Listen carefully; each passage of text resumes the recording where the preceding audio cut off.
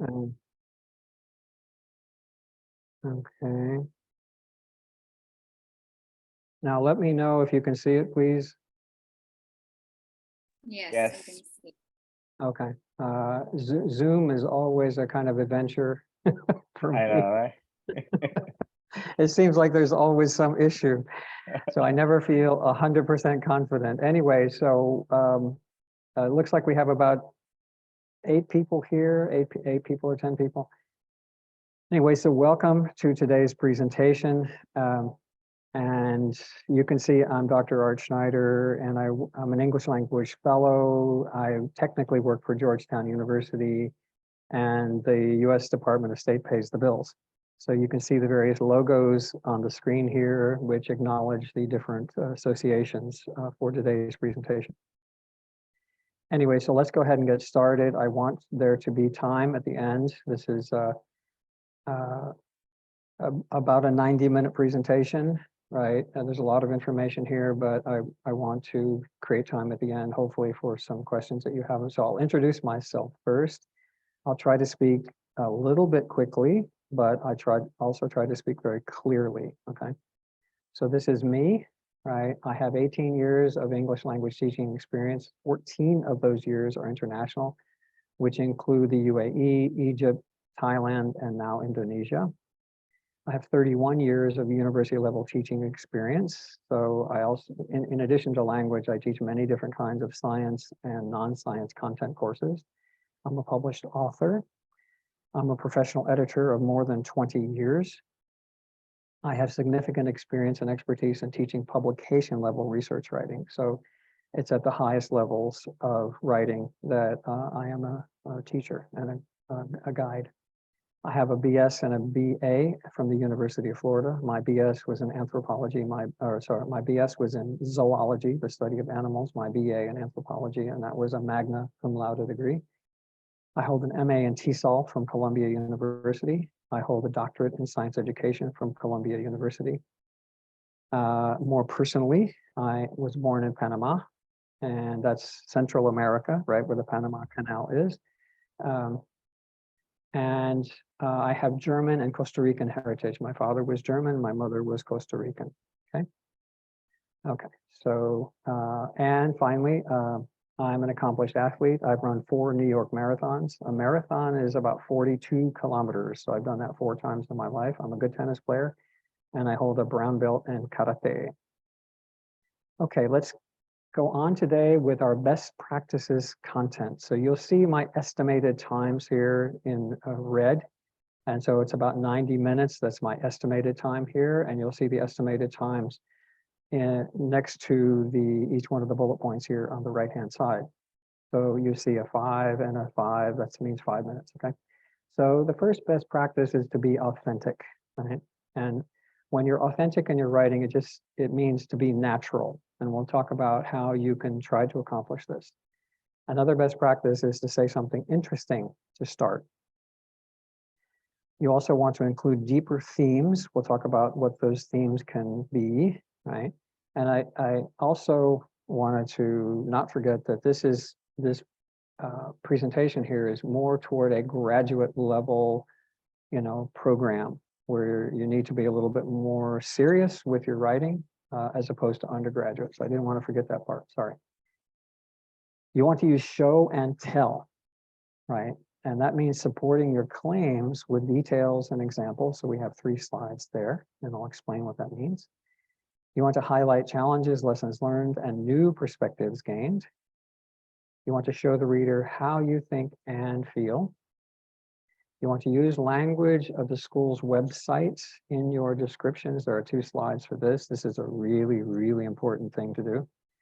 You want to write and revise several drafts, and I'll explain that process to you. You want to read it aloud. Read your essay aloud, not just to yourself, but to other people. You want to avoid repeating things in your essay. We'll talk more, we'll clarify that later on. You want to get feedback from others who read your essay. You want to pay attention to form. The form are the rules that they give you about your essay from the institution. You want to finish your essay effectively. right? That's important. So essays have basically the essay format is beginning paragraph, middle paragraph, conclusion paragraph. Sometimes essays have 5 paragraphs. Whatever they tell you to do it, but also the last, don't forget about that last paragraph. It's really important to finish strongly. And then I'll show you some annotated examples, right? And then we'll have some time for questions, hopefully here, okay? Okay, so let's start with being authentic. Remember, being authentic means being natural. So one of the ways to be natural or authentic is to not use big words. Some people go to the dictionary and they look up the biggest word they can find as a synonym and use that word. When you do that, people see it. It's artificial, and artificial is the opposite of authentic or natural. You want to use formal words that are appropriate for the context. And I'm highlighting formal here because this is, you're trying to indicate your professional level of interest in a graduate school program. So you do want to use formal words almost all the time. You definitely do not want to use slang words or texting language unless it's for a very, very specific purpose, right? You want to write the whole document by yourself and then revise it based on advice from knowledgeable colleagues. That's one source of advice, right? Your own thoughts are as well. If you, on the other hand, cut and paste parts of your essay from other sources because they sound good, your essay will not sound authentic, right? So it takes away from that goal. Now, note here, a couple of notes here. You want to avoid using subjectively or overly emotional words like bad or terrible. These are just examples. Instead, use challenging or challenges. This is, again, just an example. You want to avoid using adverbs like very, truly, really, really, actually, and extremely. Instead, use more accurate adjectives. Okay, so an example of this is you could say he was really tall. Instead of that saying, you should say, for instance, he towered over others, right? This is the same thing, but you're avoiding the use of the really adverb. Okay, you want to say something interesting to start, right? And here are some examples. I thought the best thing to do would be to give you some examples. So for instance, I have been interested in X. X is the field of study or the graduate program, whatever, or this kind of research since I was in elementary school because, right? So give some details and examples. I have always paid attention to the different aspects of movies I watched over the years. I imagine myself becoming a sound engineer and creating authentic sounds and great movies, okay? This is for a film school person, right? Now notice I'm using an ampersand here for and, okay? I'm just using it for presentation purposes. You should never use an ampersand when you're writing your essay, right? Okay, another example here. Due to my father's influence, I am driven to become a scientist and use the scientific method to solve important problems such as, right? Scientific method is an important thing for you to be able to use and you to be able to name, right? And here's one that comes directly from me, right? In my past. I became a teacher when I was 11 years old in the 6th grade to help my classmates learn. When I realized that the best way to learn something is to teach it. This is absolutely true. This is exactly what I did. I didn't feel like I was a very good student when I was in elementary school, and my 6th grade teacher, through his slow and careful and systematic and clear teaching, taught me, made me want to be a teacher, made me want to be a teacher. And so my teaching interest started when I was 11 years old, and I would put that in an essay if I were applying for a graduate program in education or something that had to do with education, right? Because this is true, it's about me, and I want the reader to know it, okay? Mr. Clark, by the way, said the 2 most important things I've ever heard in education. One is that you can do anything you want to if you work hard enough and you don't compare yourself to other people. Work hard enough and don't compare yourself to others. The most important 2 pieces of advice that I've ever gotten at least in the academic realm. Okay, let's look into deeper themes. What kinds of deeper themes could you be talking about in your essay? So you want to talk about solving difficult problems, such as, for instance, in other words, this is one of your goals, right? So in your field, there are different kinds of problems that you want to challenge yourself with, and you name what those kinds of problems might be, okay? All right, so another theme might be improving your ability to overcome challenges or set goals in a certain area. Now that area can be an academic area or a non-academic area. So an academic area is statistics, a non-academic area is teamwork or leadership, for instance, right? And by the way, these things that I'm listing here, these deeper themes are based on the list of participants that I saw and your majors or the thing that you're pursuing in graduate school. So I didn't cover everybody, sorry about that, but that's where this list came from. So you might want to talk about creating business models that improve productivity and cut wasteful spending. These are the two most important concepts in all of business, right? Improve profits and reduce wastes, right? But you're using strong words there like productivity and spending. These are themes as well as words. We have a horticulturalist, I think, as one of our students. You want to create more sustainable horticultural practices. This is one of the most important things in the world right now, right? Sustainability. You want to improve, we have an educational technologist in our group. We want to improve education through more effective technology, right? And then you want to give some more examples of this, but these are strong words, education, technology. Create better human understanding through tolerance, right? Tolerance just means leaving other people alone. But that, to me, that's my philosophy, that the first place you start in understanding other people that you may not agree with is to simply leave them alone. And then maybe you'll find out something you like. Support the development of many kinds of literacies too, meaning the goal here. So in today's world of the internet, especially in online teaching, students have to have many different kinds of literacies in order to effectively learn. So they have to have Zoom literacy, they have to have computer literacy, they have to have, you know, the regular kind of literacy, which is reading, right? And educational theory, literacy, and so on. There's many different kinds of literacy. So literacies is a plural. Normally it's not plural. Literacy is an uncountable word, but we're using literacies here in a very specific kind of way. We have a human capital person in our group as well. So apply human capital in a socially responsible way. So you want to take advantage of the productivity of human beings, but you want to do it in a socially responsible way. And then finally, create more transparent and accurate forms of communication. So this is really important in the day and age that we live in, where the internet is so prevalent in our lives. Three major purposes of the internet, or so I should say social media, are advertising, like on Facebook, tons of advertising, online education, which you're doing right now, right? And also finding, or, you know, like a dating app, finding a mate, this kind of thing is a gigantic industry in the world. In all of those and in other areas, you want to be more transparent and more accurate with your communications. Okay.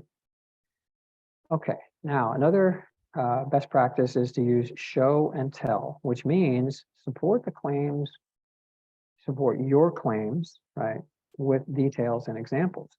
Right. So always give examples to support claims of, and these are just for instance, the kinds of claims that you might make in your essay. You want to acquire problem-solving skills and decision-making skills, excuse me, right? So this is an example of a claim that you might make, but how are you going to do that? How are you going to acquire problem-solving skills or decision-making skills? What's an example of that? Or the ones that you already have. So you have acquired problem-solving skills in the area of computer science through your experience working for blah, blah, blah, blah, blah, with some details and examples, right? Your improved understanding. So whenever you have an experience, you should take that experience and improve the understanding of that particular situation, right? So What was your improved understanding and how did you get it? You improved your practices or your skill. How did you do that? What are some details and examples? You want to talk about your lessons learned from overcoming challenges. This is one of the most important themes, right? Challenges and overcoming those challenges, and what did you learn? Be as specific as possible. Now remember, it all has to relate to the program you want to get into, not just challenges in general, but things that are relevant to your future study in that graduate school setting. You want to talk about your newly acquired perspectives. So you think of things differently after a while. So for instance, if you engage in a lot of hard work, you might say a new perspective is that you are not intimidated by hard work anymore, because you understand that you learn a lot. When you work hard, you learn about yourself, you learn new skills about new subject areas, etc. You become more professional, etc. So you have changed your perspective about that. You might want to talk about existing challenges and associated plans, right? So it's not just the challenges that you have in the past and how you overcame them, but you also might have some existing challenges, and you want to talk about those and how you plan to solve those issues. Okay, it's a really important thing. So you're being honest with the reader.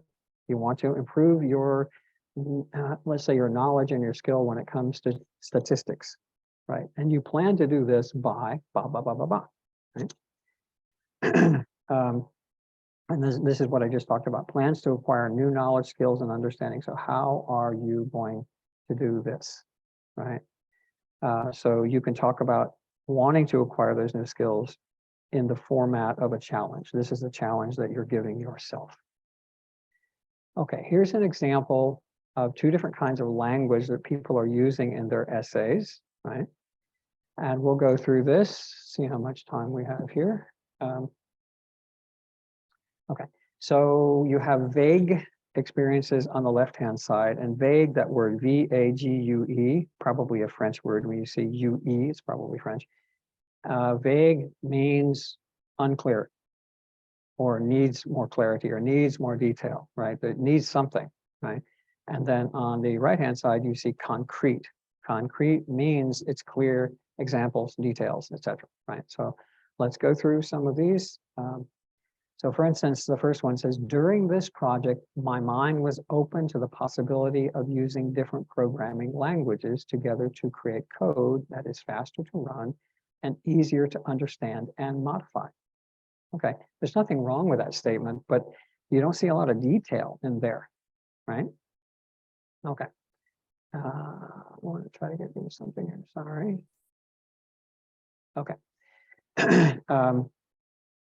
So on the right-hand side, it says, during this project, I collaborated, that's a strong word, with other group members, group is a strong word, to develop, another strong word, user-friendly Python wrapper for a 10,000-line Fortran library. Notice all the details that you see in the concrete experience, right? You're naming things, you're talking about collaboration, you're using proper words here, proper names for computer programs like Python. And I don't know what the word wrapper means. I'm not a computer scientist. But anyway, obviously Python and Fortran are related to each other, and you're using numbers here. Okay, a 10,000 line Fortran library. You know, Fortran is a computer language, right? Okay, all those details are wonderful. And the strong words that you're using, like collaborate and group and user-friendly and all that, those are wonderful words here. So it's much more effective when you put the same project in a concrete way. Okay, details and numbers, details and numbers, details and numbers, really, really, really important. Let's look at the next one. I showed initiative in my second project in the lab. Okay, so let's look at the concrete version of that. Frustrated with the direction of my first project, I consulted with other faculty and proposed an entirely new project. Now, you could definitely add more detail to that side, a new project in blah, blah, right? But it's there's much more description there, right? You understand the situation more. Now, I might not use the word frustrated. I might use the word unsatisfied, right? Which is a little bit more formal word. And we'll talk about that in a minute. But anyway, So you can definitely add more details to the concrete experience side, but it's definitely an improvement, right? Next, on the left-hand side, during my first year, I became a more curious and capable scientist, right? Well, what does that mean? So what it means is on the right-hand side, I explored the literature and proposed 2 alternative procedures to make the experiment efficient, right? Again, you can talk about more details. Alternative procedures, what does that mean, right? And what kind of experiment are we talking about here, right? So you could add more details. The next example on the left, I won the physics department's laser focus prize. Okay, that's fine, right?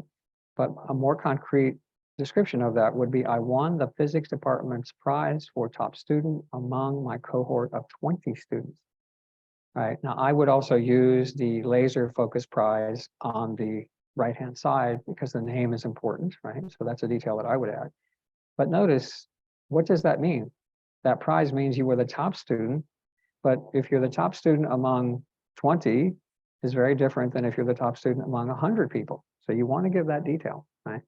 And then finally, over on the left-hand side, I learned about the role of enzymes in cancer. Enzymes are kind of protein. Okay, on the right-hand side, we have I quantified the kinetics of 3 enzymes implicated in cancer onset. Okay, some very big words there, or more formal words like quantified, that's an important word. Kinetics means this is a physical chemistry study. Enzymes are, like I say, a kind of protein. Enzymes are proteins that help chemical processes happen. They speed up chemical processes in biochemistry. Okay, they're using implicated. Implicated is a pretty formal word, right? So implicated, you could also put associated with cancer onset. Onset means the beginning of cancer, right? So onset replaces a couple of other words. That's why they use onset, and onset is a more medical science term, right? There could be more details in the concrete experience here, but it's a very different kind of, much more formal expression compared to the vague experience on the left-hand side. Okay, these are just some examples. Okay, here's another example about experiences. Excuse me just a second. So we have experiences only on the left-hand side, and we have experience and meaning. Maybe I'll put this at the bottom here.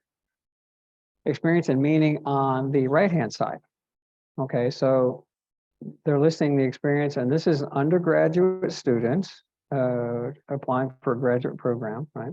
So in the first year, this person was the vice president. Second year, he founded or he began a new organization, right? Third year, he partnered with an organization. He joined his organization with others, right? The grammar here is a little bit difficult.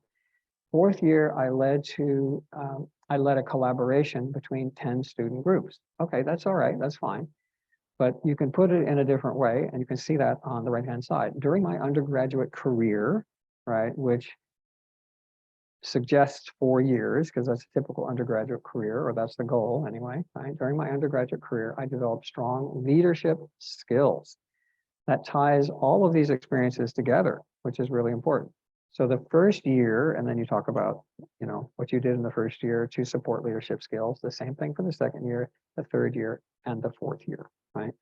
And then he wraps this up, he or she wraps this up by saying, I look forward to new leadership challenges as a graduate student. So you're demonstrating your leadership as an undergraduate, and you're saying, I'm looking forward to more leadership experiences as a graduate student. So what you see on the right-hand side would be put into a single paragraph here, but this is organized the way it is for teaching purposes, okay? All right, now, another thing you want to do is highlight challenges, lessons learned, and new perspectives, right? So one of the things you should remember is you want to express your human experience to the admissions committee. They can already see your academic and job accomplishments on your CV. They don't need to know any more about that. It doesn't mean you can't use some of those things in your essay. It just means those details are already in your CV. The thing that's not in your CV are your challenges. There's no place in a CV, or in US English, we call it the resume. Resume is another French word, resume.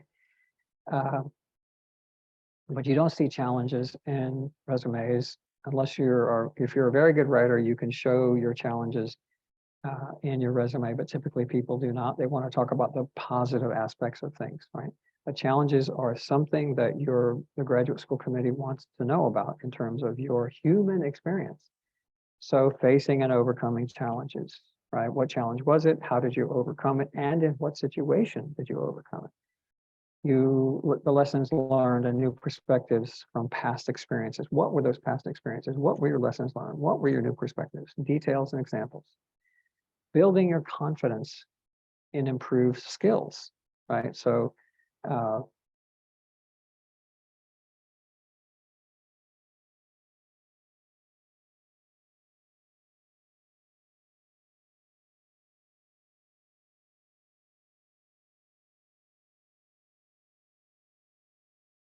here it says allow recording. Okay, we're back. All right, thank you. I'm normally not the host, so I don't know that part. Sorry about that. Okay. Well, no, I mean, it's for your purposes. I know you wanted to record it, so I just wanted to make sure that it was happening. Okay. You can go ahead. All right, thank you. So again, being honest with yourself, you don't need to use that word, I was honest with myself, but you can say, I want to improve my skills in A, B, and C. And that means you realize you need to improve those skills. So you are being honest with yourself, right? So that's kind of indirect language there. One of the things that I think is really important is that you want to develop professional level skills. Graduate school is unlike undergraduate. Undergraduate is a kind of attaining a body of knowledge in a certain area, right?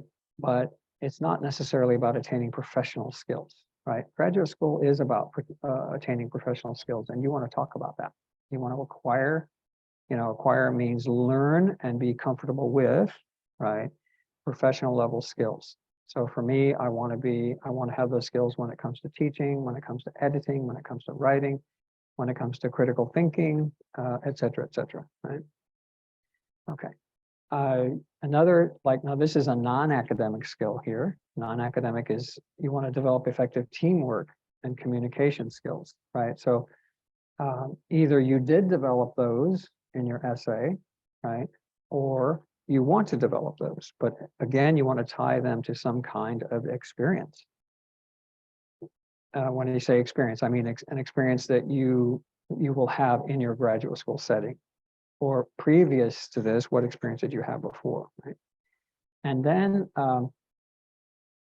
another piece that I thought of very late last night was you want to connect any of the above to being Indonesian.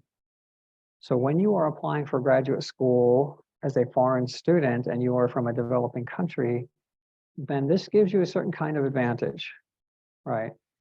Because they want to, generally speaking, in the US, they want to improve the educational level of everyone, right, in the world, right? And one way of doing that is to reach out to countries like Indonesia, right? So they used to use the word third world country, right? Now they use the word developing country. Anyway, it doesn't mean that Indonesia is not as good as the US. It just means that maybe the educational system would be helpful to Indonesian students. I'm sure that we hope this is true. But anyway, talk about being Indonesian, your Indonesian experience when it's relevant to do so, don't just do this to do this, but also, refer to your Indonesian experience. It is important. Okay, show the reader how you think and feel, right? This is important in an essay. It's also important in a novel or a short story. You want the reader to understand how either you as the writer or your characters think and how they feel. Okay, so same basic idea in an essay. Now, the most important thing about any kind of writing, doesn't matter what it is. It can be poetry, short story, novel, research manuscript, essay, newspaper article, dictionary entry, encyclopedia entry, you know, Wikipedia entry, whatever it is, right? Clarity is the most important aspect of good writing. Clarity, clarity, clarity, right? So these things that I'm about to list here will help you improve your clarity. So use as few words as possible. Few words as possible. This is not easy to do. Not easy to do. And I know that the Asian writing tends to have more details, descriptions, words, or whatever it is. Okay, that's a very general statement, right? This has been my experience, right? Because I've always worked in some part of Asia in my professional career after I left the United States. So this is what I've observed, right? But in English, you want to be much more linear, right? Direct. Linear means direct. Okay, so that means as few words as possible. You want to use the correct tense and punctuation, right? And so if it's a past event, you want to use the past. If it's a future event, you want to use the future. And if it's an event that started in the past, excuse me, and is continuing now, then you want to use the perfect tense. Those are three major examples of tense. You also want to use punctuation correctly. The two most important punctuations are commas and full stops, or what they call periods in the US, right? The period indicates the end, completion of a full thought, right, which they call a sentence, or they call it there's another word I'm trying to think of, I'll think of it in a minute, a clause, sorry, a clause in English is a complete thought. So, but a comma will separate a complete thought. Like, I went to the movies last night, comma, which was a very interesting experience, okay? The comma separates the independent clause, I went to the movies last night, from the dependent clause, which begins with the word which was a very interesting experience, right? So proper use of commas helps people understand the main part of a sentence and the things that are added to the main part. Those commas are really important, right? Sentence structure, you want your sentence structure to basically be subject plus verb plus object or adjective. Unless it's a question, and you don't often ask questions in essays. You could, but anyway, so again, subject, verb, object, or adjective. This is the basic structure, and as few other words as possible. That's part of what I mean by as few words as possible. Of course, you want to use the correct spelling, and so that means use spell check. And also use a dictionary. You know, get used to using a dictionary. You want to use the correct vocabulary. So these are formal and appropriate words and not fancy words. As I said before, don't use big words just to use them. So I will give you a very fancy word for the word fancy. The word is grandiloquent. Grandiloquent. Nobody ever heard of this word except for people like me, you know, and you will never see that word. You'll see it in the dictionary, but no one will ever use that word in your presence, right? So I wouldn't want to use grandiloquent here or fancy because you wouldn't understand what it means. Okay, and that's the kind of same theme that you should use in your essay. Formal and appropriate, but not fancy. Effective cohesion. Cohesion means clear connections between and within sentences, right? Between and within sentences, right? So you have cohesive devices, and these are some examples of cohesive devices. So you might use the word and, additionally, nevertheless, however, in contrast, and comparatively speaking, and the list just goes on and on, right? But these are things that connect either sentences or parts of sentences together, okay? Another basic concept here is of coherence, right? So there's cohesion and coherence. Both cohesion and coherence are about connectedness, connecting things, right? But effective coherence you get from a clear and logical story organization and content, right? So when your essay is organized correctly, in other words, when you use introductory things in the introduction paragraph, when you use body things, meaning details and examples in the body paragraph, and you use conclusory things or conclusion things in the conclusion paragraph, those things fit where they're supposed to fit, and that creates a correct story, right? Essays typically have 3 paragraphs, or they might have 5 paragraphs. It just depends on what they want you to do.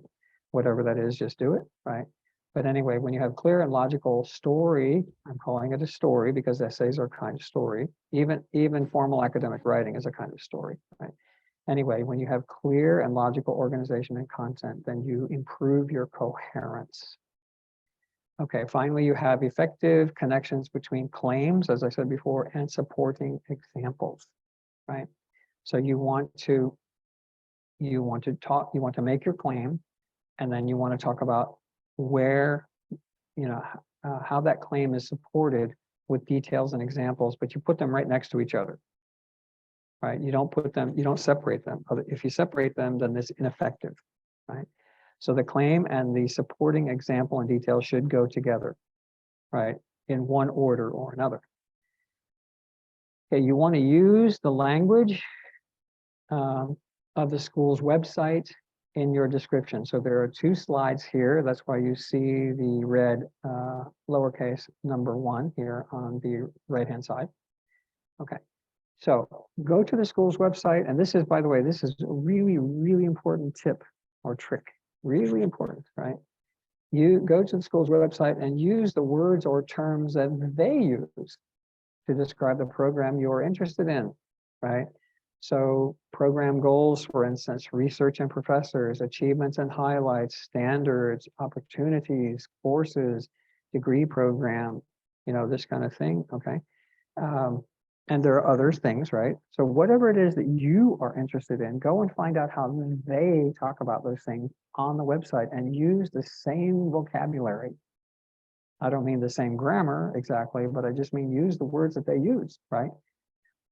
It's a trick, so to speak, but it works because they're familiar with those words, that terminology, those vocabulary, right? It's the same thing when you want to apply for a job. Go and look at the job description and use the same words in the job description, use their words in your job application cover letter, right? It's the same basic principle. They like those words because they use those words, right? So it's a very clear, not too difficult, trick and tip to use, right? It's very effective. Okay. The second part of this, using the language of the school's website, is here. Now, I got this, by the way, you see the URL at the bottom here. I got this information directly from this website, so that's why I'm giving them credit. You want to demonstrate an understanding of your target program and how you will succeed. Notice that I understand the program, and this is how I'm going to succeed. So here are some examples here, or some things to do. Read the program's website. See what language they use to describe themselves and echo that language in your essay. Echo means repeat. So this is on the previous slide. This is what we were talking about. So for example, MIT Biological Engineering website lists the department's 3 objectives. So if you're interested in any of those objectives, use the same language that MIT uses to describe those objectives in your essay. Another thing here you can do is to get in contact with a faculty or students in your target program. If you have had a positive discussion with someone at that department, describe how those interactions made you think that you and the department may be well matched, right? This is a really, really important thing to do. Taking the time to contact a professor and asking them specific questions, right? And having a little conversation with them. It can be an email or it can be Zoom or whatever, right? But you're a prospective student, you're from Indonesia, you want to know these things, introduce yourself, of course, and be very respectful. But that interaction is a really good thing to put in your essay, right? So you can demonstrate the match between your goals and the department through that conversation, hopefully with faculty members, right? Here's another associated thing. State which professors in the program you plan to work with, right? Show how their research areas align with your background and goals. Very, very important, and really something to do this work is something that the admissions committee loves to see, right? So you can even describe potential research directions or projects. Now, that doesn't mean you're going to do those things, but for you, again, to do the homework, to extend your ideas with such detail, right? And to take the time to contact these professors or look at the professors on the website and talk about, your plans to work with them. It's so important, and will differentiate you. It will separate you from the other candidates. If other candidates don't do this, they don't include this in their essays, their essay might be very good, but they didn't do that work. And you want to differentiate yourself. You want to stand out from the other applicants, definitely, whatever it takes to do that. Right? And this particular slide is really important. Okay, excuse me. Now, a more practical thing here is you want to read and revise several drafts, right? So when I write, okay, I have clients online and I help them write and I produce certain pieces for them or whatever. When I write something, I do the first round, that's the first draft, okay? Then when I start to improve that draft later on, then I save that as the next draft, draft 1, draft 2, draft 3, right? And so you actually have as many drafts as is necessary to improve that document. Every time you improve it, then save it as a new draft, right? It creates a good systematic process, right? Do not attempt to revise everything in a single draft. Instead, revise in layers. So that means when you are revising, fix the things that are obvious first, right? And there are other things that you need to fix. Don't worry about those right now. Save this as a draft and then go back and work on those more difficult parts, right? So one thing to use, a priority system to use here, is first revise the content and organization, right? First, these includes cohesion, coherence, and sentence structure, for instance, right? Revise those things first. Those are the big things, right? And so the content and the organization, right? You want to get that as correct and clear as you can before you go on to the smaller but really important things of grammar, vocabulary, spelling, and punctuation, right? If you change the grammar, vocabulary, spelling, and punctuation first, right, and then you revise the content and the organization, then you're going to have to go back again and look at the grammar, vocabulary, spelling, and punctuation, right? So you don't want to waste time. So this is the way of not wasting time. Okay, do not attempt to revise your essay directly after writing. You will not be able to see your errors. Instead, revise after waiting a couple of hours. And this is what I do. I put it down and I go do something else. I distract my mind completely. So this is called hot and cold reading, right? You just finish your essay and you go back to try to revise it at that moment. That's hot editing, right? And you cannot edit something that's hot, meaning you just created it. You want to wait until it's cold, and that means 1 or 2 hours. Then when you go back and look at it, you can clearly see the mistakes that you made. If you try to revise a hot document, meaning you just finished it, you cannot see those mistakes because your mind will fill in the correct things. This is the way the human mind works, right? So it will fill in the correct spelling or the correct grammar or whatever it is, it will look correct. Or words that are missing, your mind will actually insert those words, right? You don't believe it, but it's true, right? So, okay. Read it aloud. You want to read your essay aloud after you have finished it. So when you have the final and completed essay, all the revisions are made, then read it and see how it sounds, right? And hopefully you can be reading this to a colleague or colleagues that are knowledgeable, right? Any part that's unclear as you're reading it, as you're listening to your own reading, and as other people are listening to your own reading, any part that seems unclear should be revised. Should be revised, okay? Another revision, after revision, make sure that the new sentence structure, cohesion, coherence, elements, grammar, spelling, punctuation, and vocabulary are correct, right? So every time you revise, you need to look at those things again, just to make sure that the cohesion, coherence, sentence structure, the big stuff they're okay, and also the smaller stuff, the grammar, spelling, punctuation, and vocabulary. You need to read those things again after your revisions, especially after big revisions. All right, so you need to check it, and check it again. It's a lot of work, but it's just what you have to do. Okay?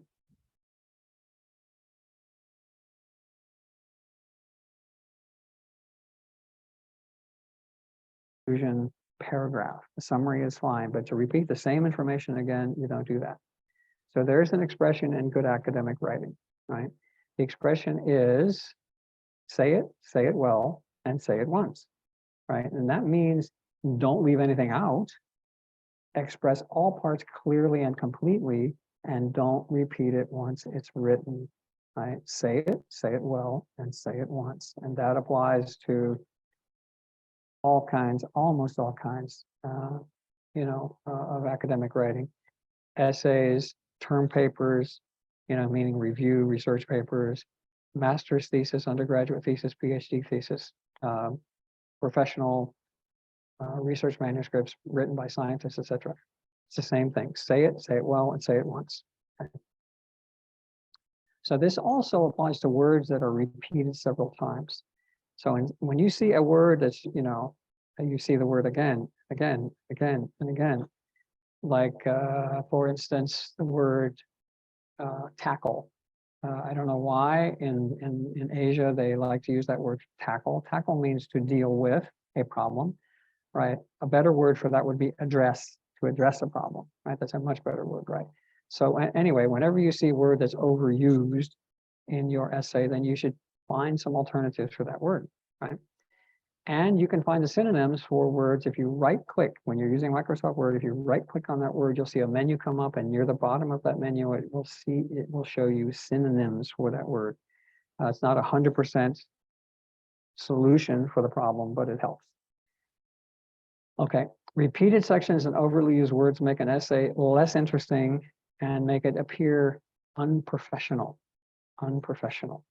Right? So it means that you didn't take the time to find synonyms for repeated words, that you repeated yourself and didn't realize that you repeated yourself. So you didn't do didn't go through the proper revision process.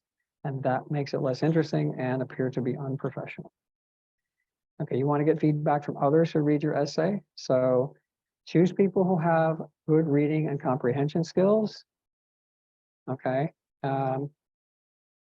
And then have them mark the sections. You're giving them a piece of paper with your essay on it. Have them mark the sections that are not clear. And then you want to consult with them about this, about how to make that text more clear. What are their suggestions? Okay. Now, when you're doing this, remember, if someone you trust finds something unclear in your essay, then it is probably unclear and needs revision. Okay. So you have to, when a reader finds something that you write unclear, it is unclear. It may not be unclear to you, but it's unclear to them. And since you want them to read it and understand it, you have to make it more clear, right? So you just have to do it.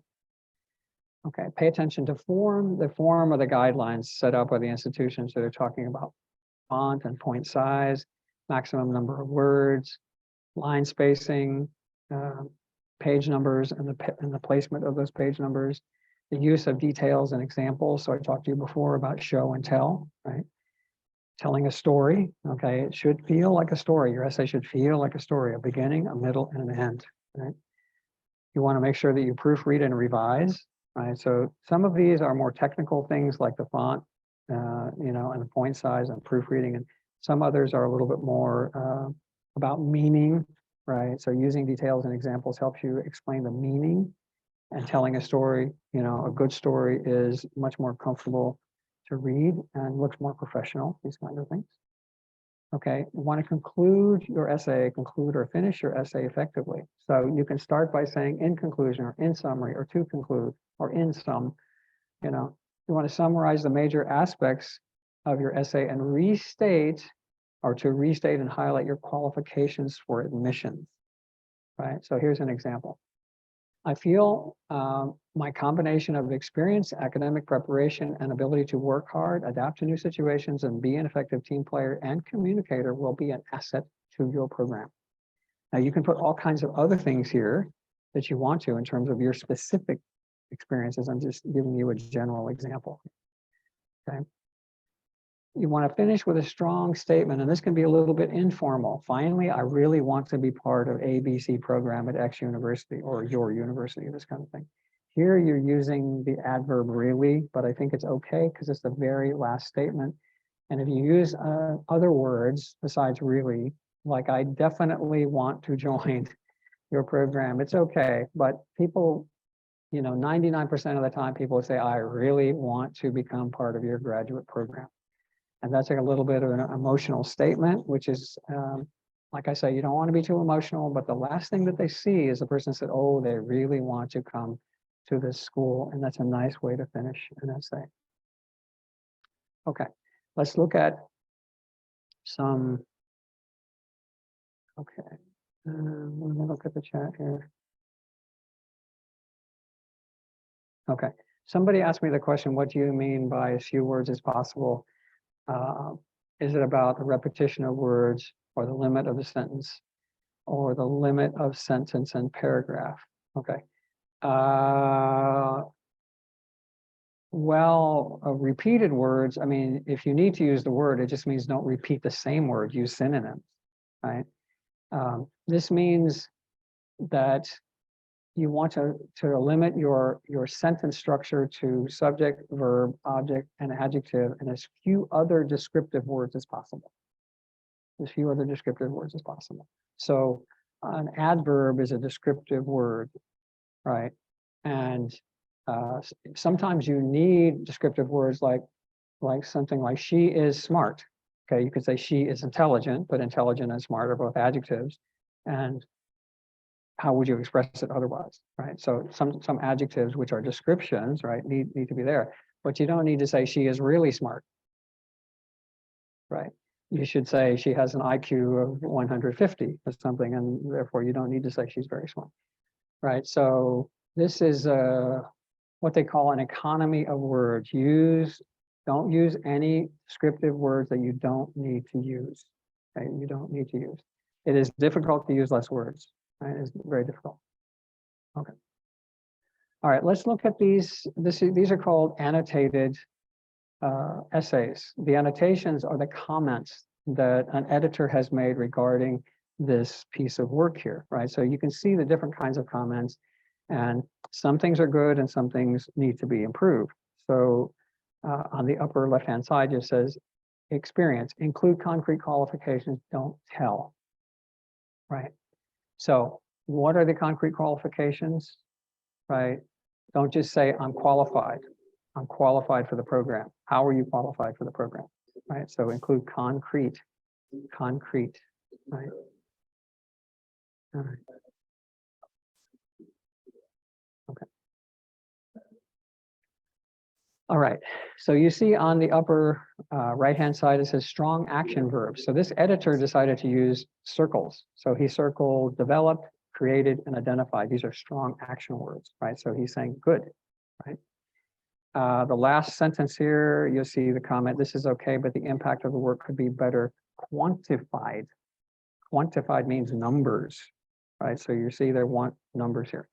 And then going on down to the next paragraph, the first sentence, they're asking, what is the meaning of this? So it says, in the future, I'm especially interested in continuing my computational and system biology skills to investigate signaling or abnormalities in cancer. Why? Why do you want to do this? You know, you need to put as much detail in as possible. And then here, the last comment you see on the lower left, matching, so it's cited specific faculty member and acknowledging their expertise. So it talks about meeting the faculty member. It talks about who they want to work with, right? And it talks about the kinds of research that they want to do, computational modeling, tissue engineering, and chemistry, right? And then it talks about it says, this group is particularly attractive to me, and I know I would thrive under their apprenticeship. That's a kind of emotional statement, but it's because they've done the work to back up the emotional statement. Okay. All right, let's look at this. These next few slides are a little bit more difficult, but you see the different kinds of comments. And the areas that are blacked out, that's called redacted. So this is an actual essay, right? And so there are certain things that are that the writer did not want to be used in an educational example, right? So they took out those details.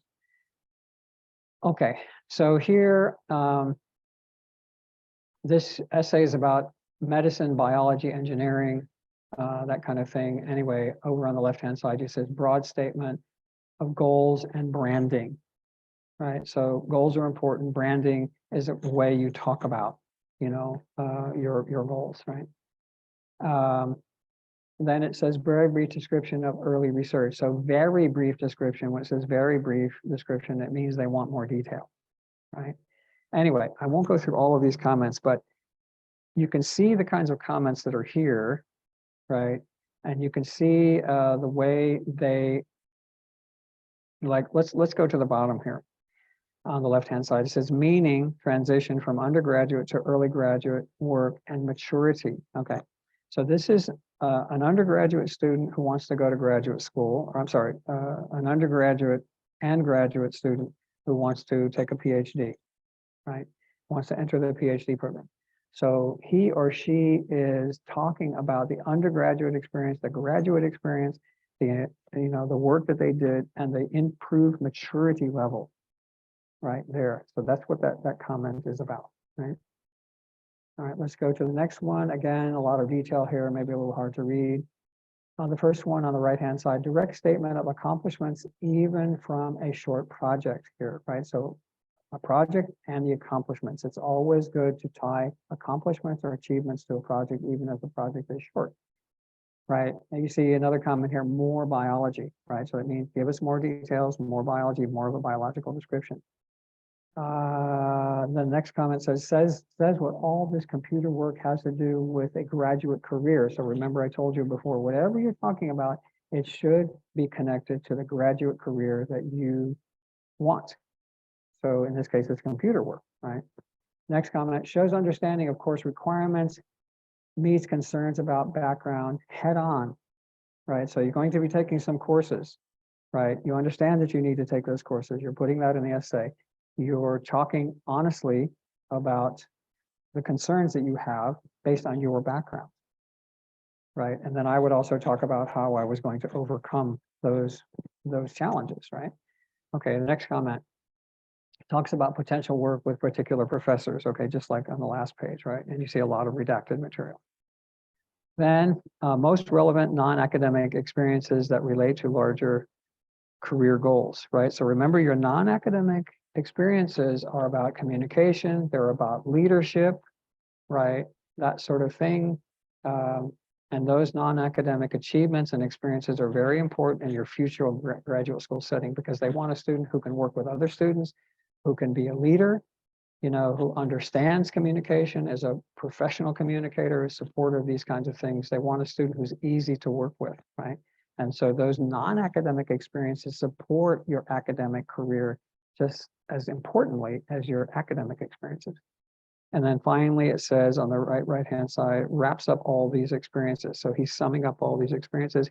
Here, the last thing you see is, in short, by the end of MIT's biological engineering graduate program, I would like to have the technical, blah, blah, blah, blah, blah, right? You see all these, so scientific knowledge, interpersonal skills, so scientific knowledge are academic skills, technical skills are academic skills, and interpersonal contacts, that's non-academic skills, right? I would put more detail here, by the way.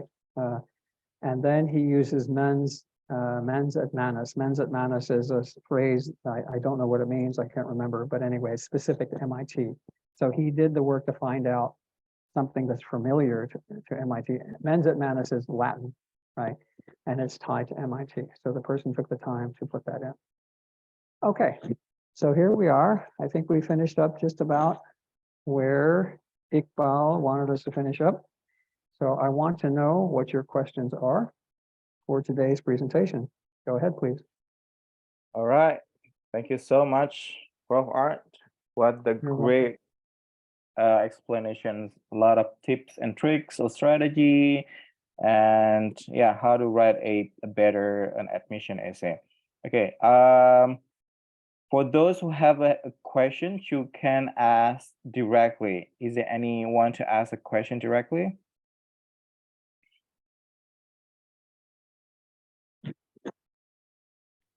Anybody? Okay. While waiting, others ask questions. I have a question for you, Prof. Sure, okay. Sure. So it's get attention to me when you introduce yourself. You're from your bachelor from studying zoology, Mm-hmm. right? Okay, and then you're move to TESOL for your master degree, and then for your doctoral program for, I don't know, is TESOL as well? All right, That's my doctoral program is in science education. science educations. And it's basically your bachelor, your master degree, and your doctoral degree is completely is not, I can say like not aligned altogether. So here's a lot of questions. Okay, here's a lot of questions from students. And when they're trying to write an essay and they're coming from campus A, for example, okay, with the major A, and then they tend to look for another like new major for their master degree. So how exactly, what kind of the thing that we have to write in our essay and to make our essays stand out in terms of, in that case, like for your case, for example, like your bachelor degree is something different with your master degree. So can you explain that to me or for other people as well? Sure. Okay. One of the things to do right away is to acknowledge this idea. You know, so you say I am coming from a background in let's say it's business, for instance, right, as an undergraduate, but I am interested in studying something that's more medically orientated, you know, some kind of medical sciences, right? So you first of all, you want to acknowledge, you know, that there's a big difference between business and medical science, right? And so when you acknowledge it, then that, when the reader is looking at this saying, well, what is this business major? Why do they want to study medicine, study some kind of medicine, right? Okay. So you acknowledge it and they like that because you're not trying to hide it. You're saying, yes, I realize this, right? So there are two things that you can help to improve their confidence in your application, you know, in the essay. One is to talk about the things that are similar in any kind of graduate program, right? So a business major will have good skills in communication, in leadership, right? In being professional, in doing professional presentations that are very detailed and accurate, these kinds of things. And those things apply to any field. It doesn't matter what field you're going into, right? So those in a sense, those non-academic skills are universal, right? And that's true. In medicine, you need to communicate. You need good teamwork skills. You need good leadership skills. You need good presentation skills. You need good language skills, etc. So you bring all of those skills with you as a business major to some part of the field of medicine. In addition to that, then let's say you took an opportunity to do some kind of volunteer work in the medical field. And let's say, for instance, you volunteer to work in a veterinary clinic, you know, for a veterinarian, right, for animals, right? Okay, so you're coming from business, you want to study veterinary science. You challenged yourself by spending a summer working in a local animal hospital, right? And doing all of the difficult work. You don't know anything about this, and you just follow what the doctor tells you to do. So this is cleaning and other kinds of things. And then you listen to the doctor talk about the animals and their behavior and the analysis of things and the tests that they run and so on and so forth. You see the results of these things. You see the vet talking to the owners of the animals and the kind of advice that he gives them. So you spend significant time volunteering in an animal hospital to test yourself, to see if you really are interested in veterinary science. This is really good because you didn't just say I'm interested in it, because to work with animals is a very challenging thing. It can be a dangerous thing too, right? But it's very much unlike working with human beings, or it's unlike teaching, right? So when you take the time to get some volunteer experience in one of those situations, and then you put that in your application and say, what did I learn when I spent my summer in the animal hospital? What kinds of non-academic skills did I learn, and what kinds of academic skills did I learn? And where am I, still challenged, things that I want to know more about, right? But when they see that sort of thing, then they may not admit you into the professional school for veterinary scientists, but they might admit you into something that's related to that. And depending on how well you do in that program, then maybe you can make it into vet school. This is just a made up scenario that I'm talking about. But does that make sense? Yep, absolutely awesome. Okay, so Acunia, you want to ask? Unmute. Yeah. Hi. Thank you, Kak Iqbal, for the chance to talk live right now. Hi. Yes, First of ma'am. all, I want to say thank you to Education USA Indonesia for this session, and Mr. Snyder for such an insightful presentation. My question is, do you have any tips on how to not overlap on our background or our future planning? Sometimes the university asks to write that, and then how we not overlap that in our SI. You mean they ask you separate from the essay? No. I mean, in the essay, they ask about our background and our future planning in the university and how to not overlap that explanation in our essay. What do you mean overlap, Acunia? Yeah. And you can explain it in Bahasa, and Yeah. then he. Oh, okay. Okay, great. Overlap, mungkin gini kali ya, overlap yang lebih kebanyakan gitu kali ya Kak ya, mungkin lebih banyak okay. yang terlalu banyak dibahas, atau mungkin overlap di too sini adalah much. Okay, too much Yeah. explanations about Yeah. career or about you're talking about career, right? Profession. Okay. What she meant is overlap is here is too much talking about that specific topic. Okay, well, let's see. The formula that I talked about before is to, like, you make a claim, and that claim may be about past things, or maybe about future things, or it may even be about current things, right? And then you tie that claim to a specific experience, right? And so instead of just describing the experience, that you spend X amount of time doing something, whether it's a academic thing or a non-academic thing or some kind of combination of the two. Okay. You want to focus the definition or the description of that experience, tie it directly to what you learned, what challenges you overcame, what you learned, how many people you worked with, what were your goals, what were your achievements, what are the challenges that you still have left, these kinds of things. So, I collaborated for 6 months with 15 other people in a project, and give the goals of the project and where you were, what institution you worked for, what department or whatever it was, right? But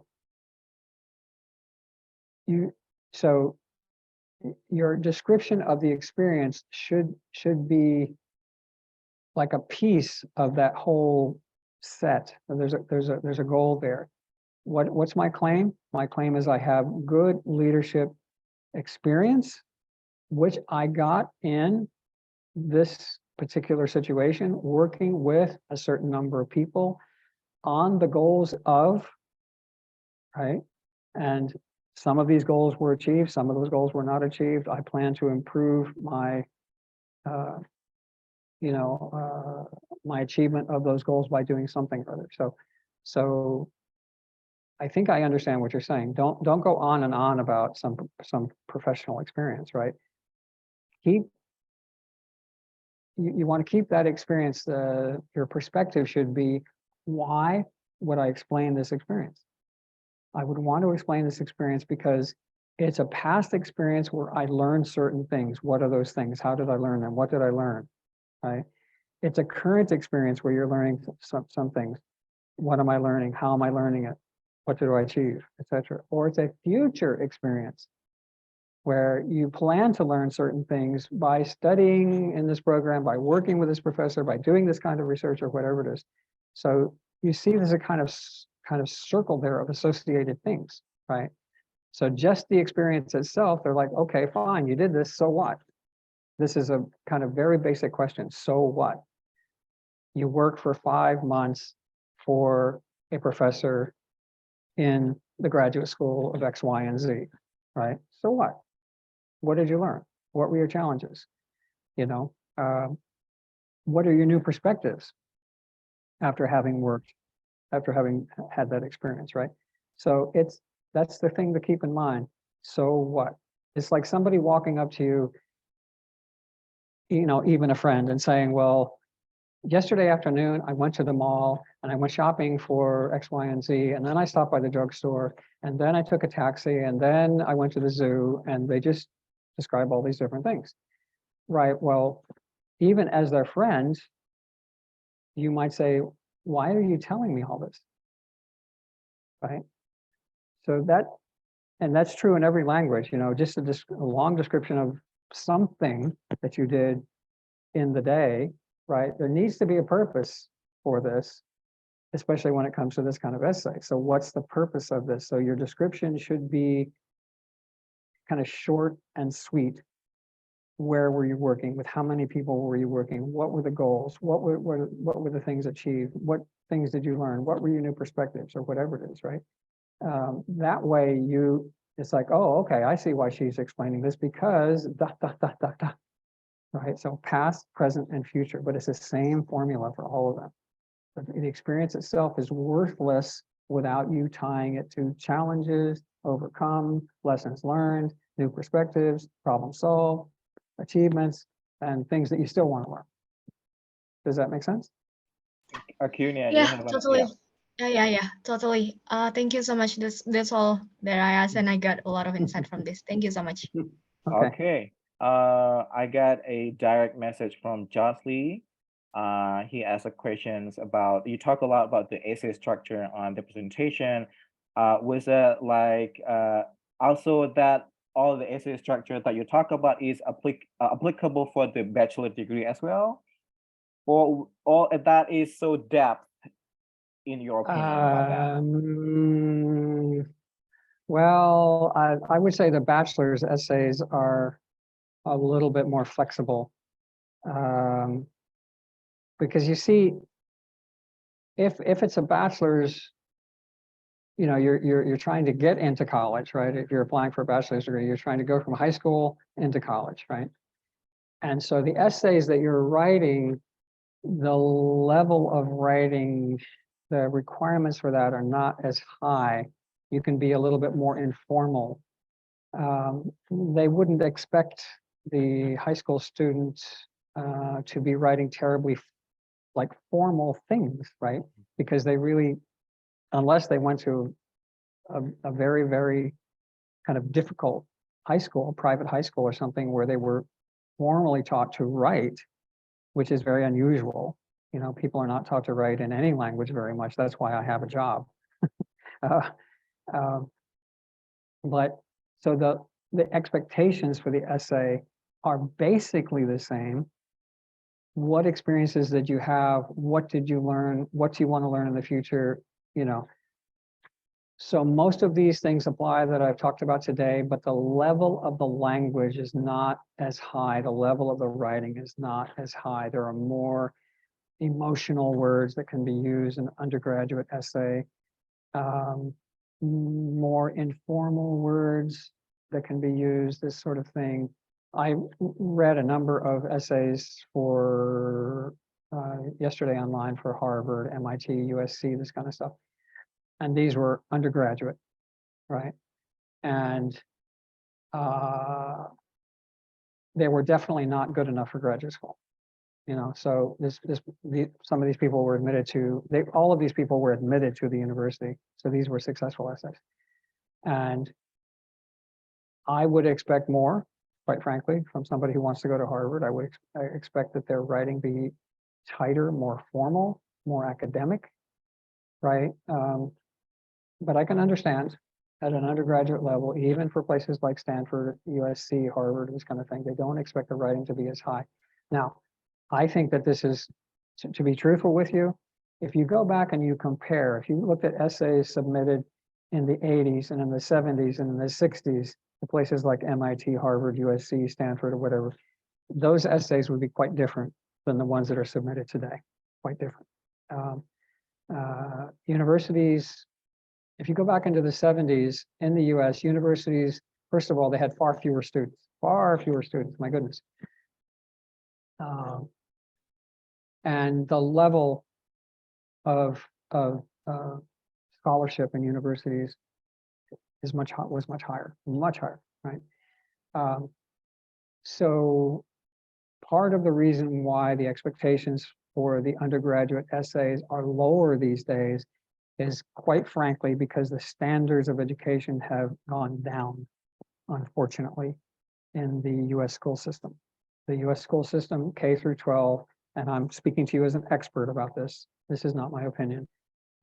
From kindergarten through the 12th grade, the standards are much more flexible than they used to be, and that does not help students to give them a good grade when they haven't accomplished something. But writing in particular is the most difficult skill. It's even harder than mathematics, because mathematics has a formula, right? Writing, there is no formula. You know, if you ask 100 different, let's say you pick out 100 very good authors in the world and you ask them all to write an essay about, let's say, climate change, right? You would get 100 different essays, but they would all be written well, right? Writing is a very, very, very difficult thing to do and a very difficult thing to judge. And they teach even less writing now than they ever have, everywhere, right? So there were writing centers in US universities back as far as the 70s, but no one would go to them because they were embarrassed that they would have to go to the writing center and get help with writing in their own language, right? Even though the writing skills were not very high. But as little as writing was taught before in the K through 12 system, it's taught even less now. So universities have to take this into account. Once they're in the school, they're at Harvard, MIT, Yale, Princeton, or whatever, then their writing skills should go up. But I'm doubtful of that as well, right? So anyway, graduate school essays should be more formal, more detailed, not have any emotionally charged words in them, or maybe just a little bit, as I said at the very end, this kind of thing.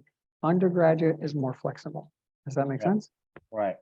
So probably I can share about the thing that we have a lot of Indonesians preparing, studying in the United States, and then whether that is a bachelor and a graduate or a doctoral program. And for the bachelor itself, a lot of template or the prompt is mostly asking about personal questions. Okay, more flexible questions about how do you overcome this situation and stuff like that. It's more into like bachelor program. But for the graduate program, it's most likely they go into why do you choose this program? Why do you choose this particular program? That's kind of, as what Prof. Art mentions, is more for bachelor is more flexible, and so for a graduate is more formal kind of essay writing, something like that. All right, we move to another questions. I just wanted to add something. Right, Sorry, let me just add this quickly. One of the things that I think is really important to remember, the difference between undergraduate and graduate is the undergraduate is just a sort of accumulating knowledge in a certain area, right? Whatever your major might be, right? And so you get knowledgeable in that particular area of mathematics, physics, chemistry, business, psychology, whatever it is, right? And then at that point, if you want to go to graduate school, you may go into a different field, right? But in the graduate school area, you are looking to acquire professional level skills. It's not just spending time studying this stuff in detail, but you want to turn that knowledge into a skill set, and you want that skill set to be as professional as possible. When you use that kind of language in your essay, trust me, they like it. Okay. Awesome. All right, Aditya, go ahead. Am I audible? Sure. Yes. Yeah, go ahead. Okay. Thank you, Kak Iqbal, and thank you, Professor Art, for the presentation. problem. I'm actually planning to apply for Georgetown SFS, so I'm thinking that I'm asking to the right person. So Okay. as I've been scrolling through interview with admission officer, I find that they are actually looking for the people who can give a lot of impact. But at the same time, I also believe that we should be realistic about our plan after acquiring the master degree. So in your opinion, Mr. Schneider, is it better for us to be realistic or to be ambitious on the future career after acquiring this degree? Well, I would actually, I might use that word realistic. I want to, you might say something like, while I want to study these things and my overall goal is to do whatever, right? I also want to be realistic about the outcome, right? And understand that, blah, blah, blah, blah, you know, talk about limitations, maybe, I don't know what it might be, but there may be some limitations to realizing that ultimate goal, right? And you might share certain things. Maybe it's a language issue, right? Maybe it's an economic issue. Whatever things might, you know, you don't need to be too personal, but say, well, I want to, you know, I want to be realistic about this in terms of X, Y, and Z, right? So they don't mind this language at all. They want somebody to be realistic, right? Because one of the things I tell people is that if you were an expert in the field that you want to study, then you wouldn't want to study in that field, right? If you're already an expert, right? So they expect you to not have a professional level of knowledge, right? So you have goals and aspirations, which are fine, but you also want to temper those goals and aspirations with reality, right? So if you have challenges that you feel like might interfere with the realization of those ultimate goals, then you might want to discuss that. Let's say you want to get stronger in your understanding of, you know, the statistical analysis, right? And that because you feel that statistical analysis will help you really meet the goals that you want to meet as a result of your graduate school experience, right? So how are you going to do that, right? So in a sense, the answer to your question is you want to be idealistic, right? You want to go to this great program, Georgetown University, in this very exciting place, very challenging place, and so on. And you have some challenges in certain areas, and how are you going to meet those challenges, right? They do not expect you to be perfect. They do not expect you to lay out a 50-point plan to solve these things. They want to know what are your goals and how are you going to achieve those goals. And of course, you always say, with the guidance of my professors at Georgetown, I hope to be able to achieve these goals, you know, this kind of thing. So this is perfect language, right? Now, another thing I want to say to everybody here is, if you are being interviewed by a university, right? If you are being interviewed, then it's likely that you are at least a reasonably strong candidate. They are not going to interview everyone, right? So they want to, of course, they're the top people, you know, the interview will be kind of short, really, to be honest with you. This person is really qualified. They're really top student or whatever it is. So they will talk to that student for 10 minutes, right? But the ones who are reasonably good candidates, then the interview will be more detailed. But keep remembering that if they are interviewing you, then you are a reasonably strong candidate. The same kind of philosophy that you apply to the interview as you do to the essay, right? If they're interviewing you, they've already seen your CV, they know your work experience, they know your accomplishments, they know your past academic history, or maybe your grade point average or whatever. They know all that stuff, right? They want to know, who are you, right? Are you going to be a student who works hard, that people can count on, that people can work with on a team? who is interested in leadership, who has demonstrated leadership, these sorts of things, and who has investigated, both in the essay and an interview, have you investigated this school? What do you know about that program, those professors, that research, et cetera, whatever. I'll give you an example. I had a student when I was at the American University in Cairo, and he wanted to get into Erasmus Mundus. I don't know if you've heard of this. Erasmus Mundus is the gigantic European Union scholarship program at the master's level. I believe it's master's. And they have all kinds of programs, and they will fund students, particularly from developing countries. Erasmus Mundus, you can look this up. Okay.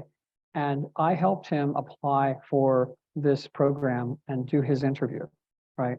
And I told him, go to the website and learn absolutely everything you can about the program. His program was food science. He wanted a master's in food science. And this was a 2-year program. It was fully funded. It was, one of the best in the world, right? So I said, now this man was a veterinary doctor, so he was a scientist already, so he was knowledgeable, right? So he was a smart guy. I said, know everything about that program. Go to the website. So when he did his interview, I said, how did it go? He said, they asked me 2 questions and I spoke for 20 minutes. And I told him, you're in. And he was. He got this scholarship, right? So the more knowledgeable you are about the program, about your challenges, about how you want to face those challenges, about who you want to work with, about the research that you want to do, all that stuff, right? When you show them these things in the interview and in the essay, and you do a good job, then, especially if you're being interviewed, then you're probably in. Okay, unless you write this essay, which is just absolutely terrible. In other words, you have no writing skills at all. Okay. But if you're being interviewed, then then it's up to you to make the difference between being accepted and not being accepted by concentrating on the things that I just talked about in that interview. They don't want to know your grade point average. They already know this. Okay, they want to know you as a human being, challenges, interests, what you're going to do, what you have done, what you have learned, new perspectives, all that stuff. Okay. Arya, just answer your question. There's definitely a lot of things to note from there. Okay, it's okay, Kak Iqbal. Thank you, Prof. Art. All right, thank you. Okay, we have another questions in on comment box. Okay, Layli, she asked about, okay, and I also remember that you mentioned about when you presented about the first essay structure. Oh, sorry, first paragraph, goals and branding, right? That's what you mentioned, right? Yes. So you probably, this is also what Layli asked a questions. How do we make our essay look interested exactly in the first side? Okay, so is that the goals and branding that we have to show in the first place, in the first beginning of our paragraph, that make our essays look amazing? How? Okay. Okay. As I said in one of the slides, you need your first paragraph to reflect a personal, the kind of personal story. You are interested in this field. How long have you been interested in this field? Like I said, with myself, I got interested in teaching when I was 11 years old, and I told that little story.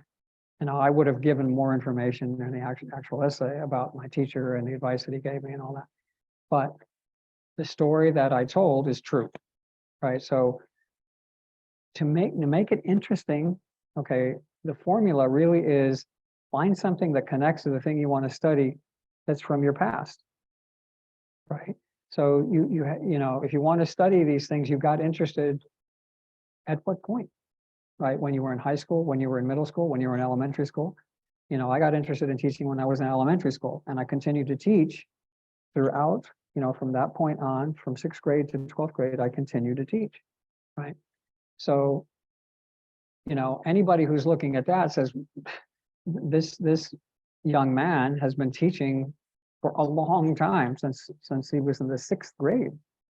He knows a lot about teaching that even very smart people who have never taught, excuse me, you know. So pick out something that shows, you know, the reader in the very first paragraph why you are interested. Tell a story about yourself. Give some details there. You know, I was always interested in this because of whatever reasons, right? Or I was always curious about this stuff. I wanted to know more about these things. So the one thing I talked about in the film school thing, you know, like I personally remember seeing a story on YouTube about a man who was a sound editor.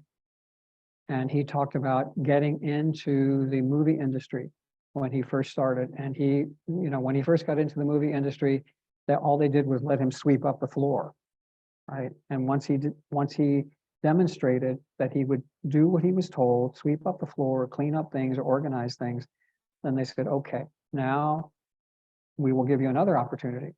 What do you want to know about sound engineering? And then from that point, he developed that it was a personalized, there's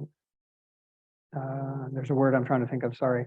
This was a kind of internship or apprenticeship is the best word. He was having a personal apprenticeship with an expert sound engineer as a result of his ability to do what he was told.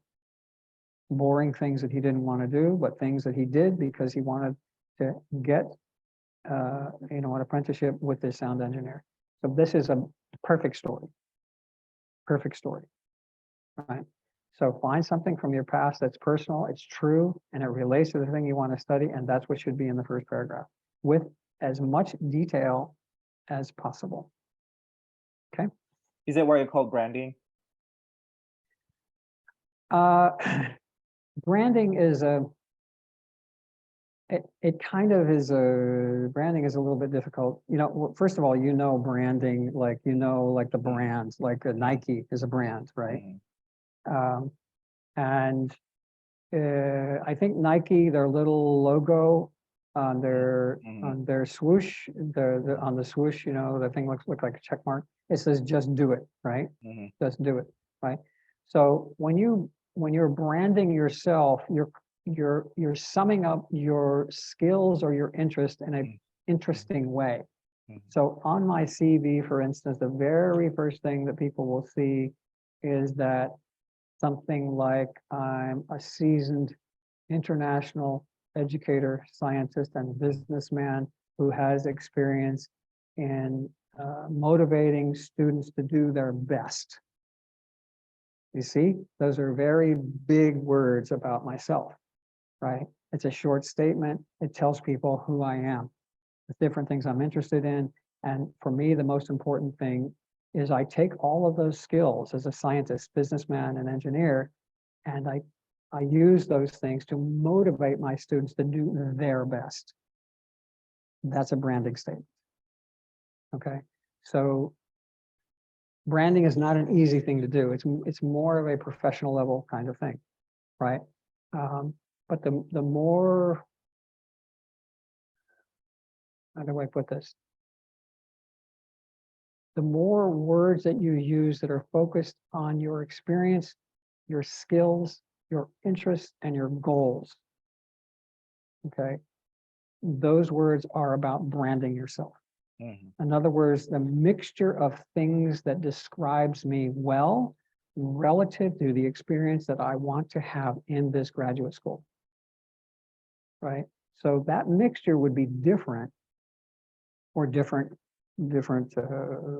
graduate school like disciplines or majors, right? But it would also be, you can brand yourself, for instance, as if you're a father or a mother, you know, what are the highest values that you have, or the highest skills, experiences, lessons learned, whatever it is, as a mother or as a father that you apply every day in that role. That's your brand, right? And it can be anything. It could be a cook, engineer, fisherman, whatever.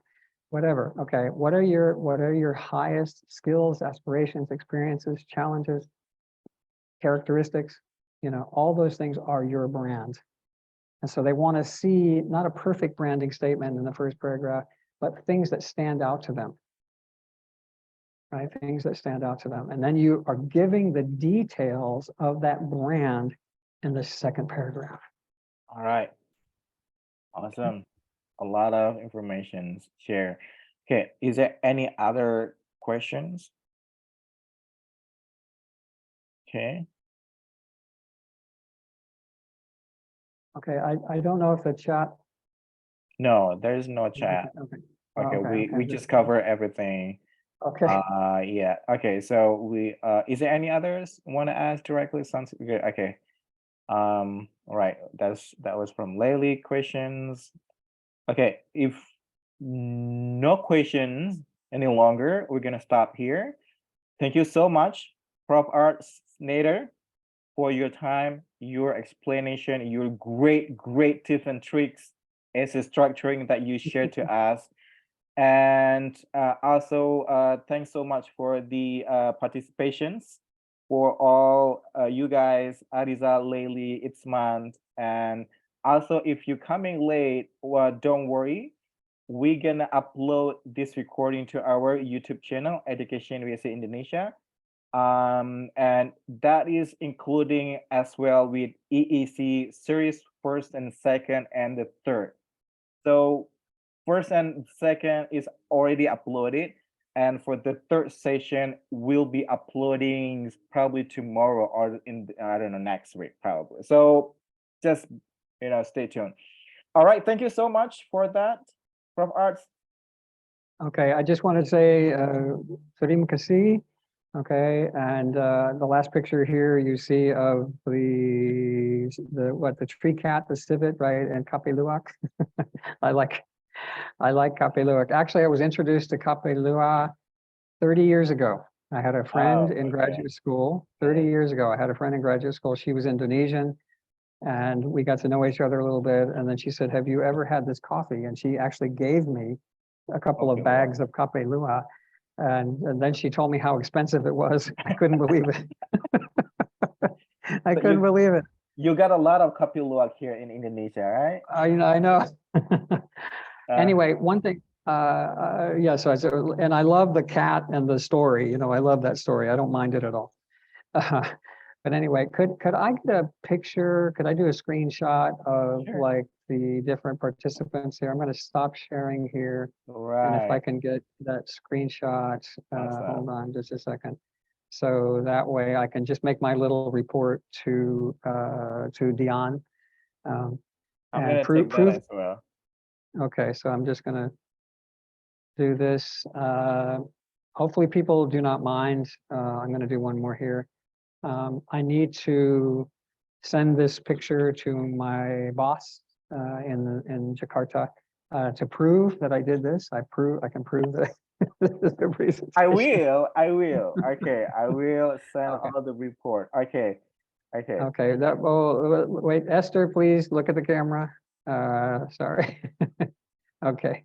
All right. Thank you. I got Esther's picture here. All right. Very good. Thank you so much. Thank you all. Okay. Waiting. Okay. Stay tuned with EducationUSA. All information, event, the program we post in our social media. So our upcoming event regarding essay kind of things related. So we're gonna post that there. So right. Thank you, everybody.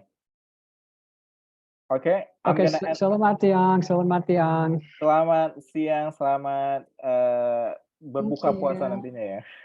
Okay. All right. Thank you. Yeah. Bye. Thanks so much. I'm gonna. You're welcome. Okay. Terima kasih. Terima kasih, Art. Sama-sama.